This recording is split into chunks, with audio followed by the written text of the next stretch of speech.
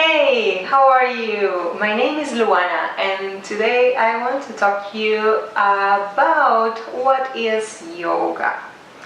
Well, to define yoga in 10 minutes might be a little bit challenging, but I just want to give you an introduction so your perception of yoga can be wider than just the yoga postures that we have got to know in modern days.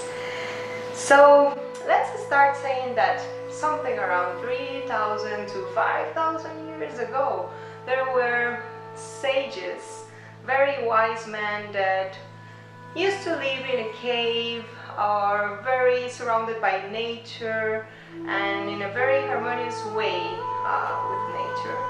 And they used to meditate, to reflect.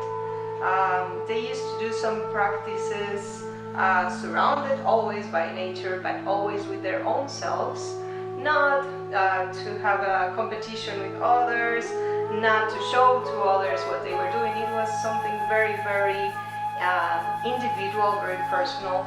And through these practices that they were doing, through these reflections, this seek inside of themselves, they got to a very deep understanding about the essence of existence, of the individual, of the soul, of the universe inside and the universe outside. So this is the first time that the concept of yoga comes to our world.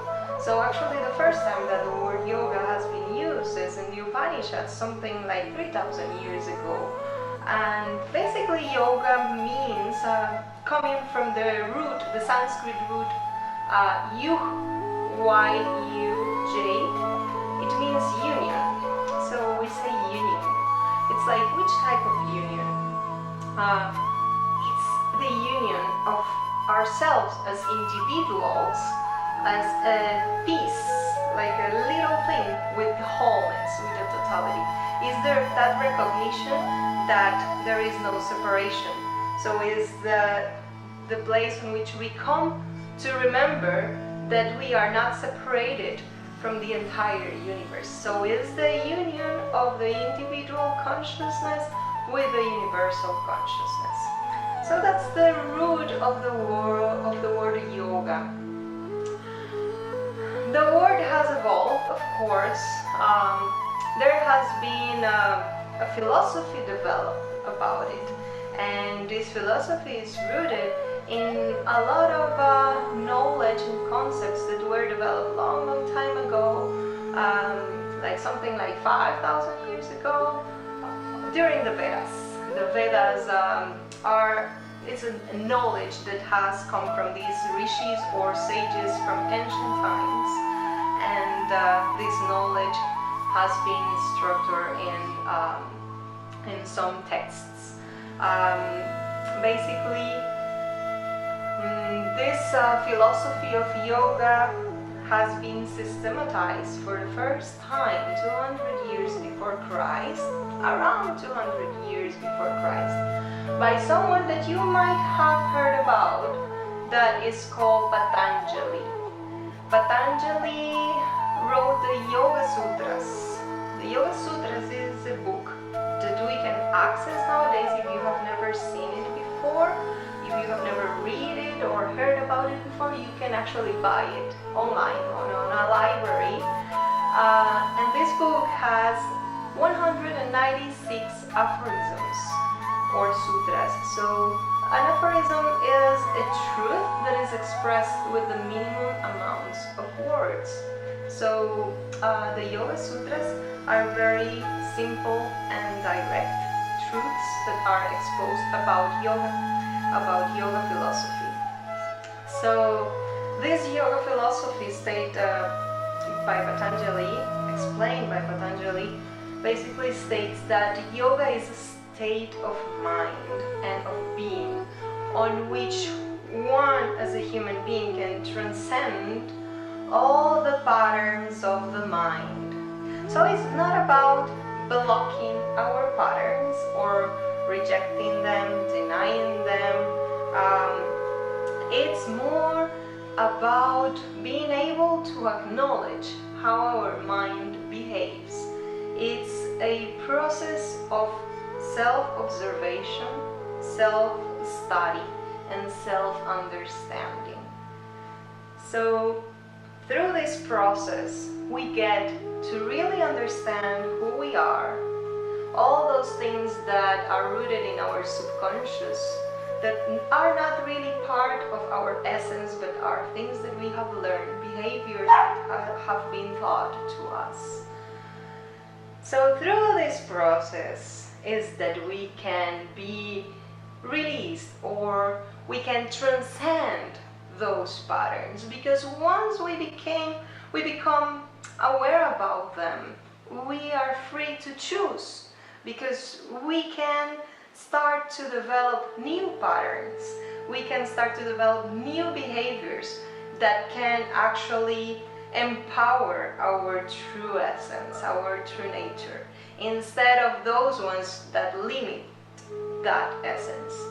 So through this development of new behaviors, new habits, is that we start to transcend those fluctuations of our minds. That's why it is said that the most common definition of yoga is that yoga is the cease of the fluctuations of the mind.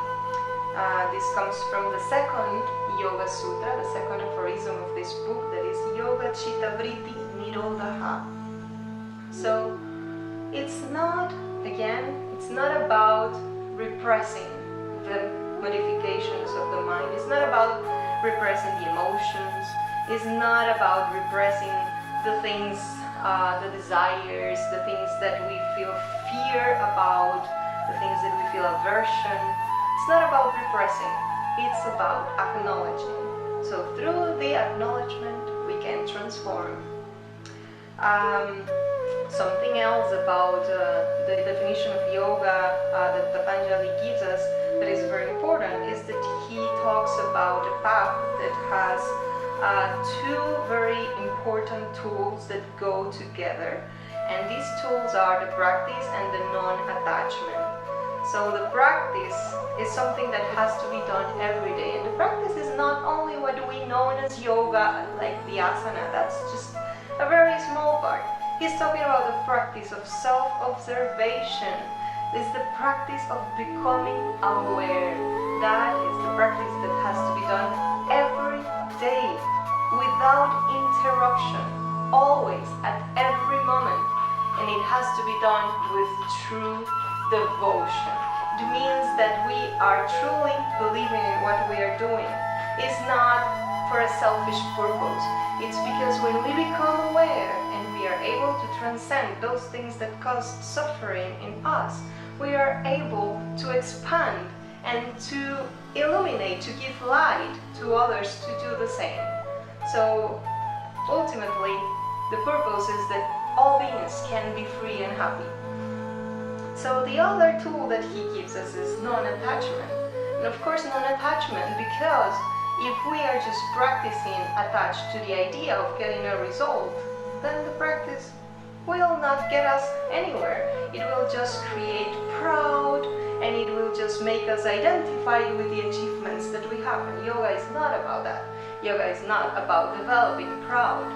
Yoga is not about being identified with the things that you accomplish. It's not about becoming better than others. Yoga is about compassion, is about kindness, and is about love. That's why the practice of non-attachment. Non-attachment is not only about non-attaching to the things you have. It's more deep than that. It's deeper. It's about the practice of non-attachment to your thoughts, to your desires, to the patterns, to the behaviors that make us suffer.